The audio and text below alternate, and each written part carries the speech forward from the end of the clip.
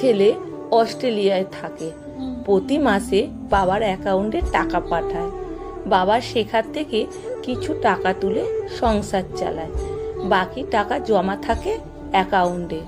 গত 2 বছর এভাবেই চলেছে তাদের সংসার। এরই মধ্যে ছেলের পাঠানো টাকা জমা হতে হতে 10 লাখে পরিণত হয়েছে। এবার ছেলে সেটা টাকা তার মায়ের নামে ফিক্সড ডিপোজিট করে রাখতে চায়। বাবাও তার খুব খুশি, খুব আনন্দিত হয়েছে।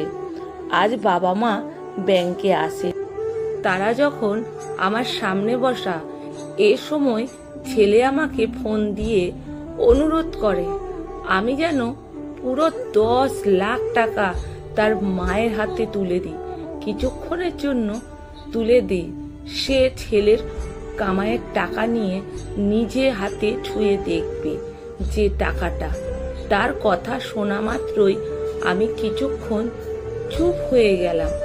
মনে মনে ভাবতে লাগলাম, সত্যি মায়ের সেই ছোট্ট খোকাটি আজ অনেক বড় হয়ে গেছে, অনেক বুঝদার হয়ে গেছে। সে কেবলমাত্র কামাইয়ের টাকা মায়ের হাতে তুলে দিতে চায়, পরিমাণ বা সংখ্যা দিয়ে মাকে বোঝাতে চায় না, মায়ের চোখে দৃশ্যমান করতে চায় যে সে টাকাটা কষ্ট করে রোজগার করেছে। দেখো মা, এই টাকা তোমার খোকা তোমার জন্য জোগাড় করেছে অনেক কষ্ট করে।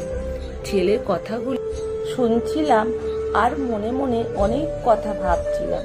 ছোটবেলায় বীর পুরুষ কথাটির কথা খুব মনে পড়ছিল সেই সময়। মনে করো মা, যেন বিদেশ ঘুরে মাকে নিয়ে যাচ্ছি অনেক দূরে, রাজার দেশে। তুমি যাচ্ছ পালকিতে চড়ে মা, দরজা দুটো একটুকুনি ফাঁক করে। আমি যাচ্ছি মা রাঙার ঘোড়ার পরে, টগবগিয়ে তোমার কাছে, তোমার পাশে পাশে মা, তোমার কাছে কাছে।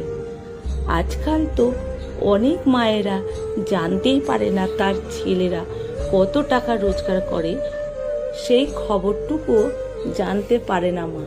প্রতিটি মায়ের এমন একটি করে বীরপুরুষ থাকুক সবার মাঝে, সবার কাছে, সব সময়ের জন্য।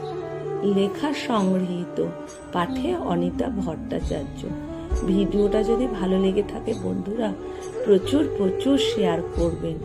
আমার প্রণাম ও ভালোবাসা আপনাদের জন্য রইল, অনুরোধ করা রইল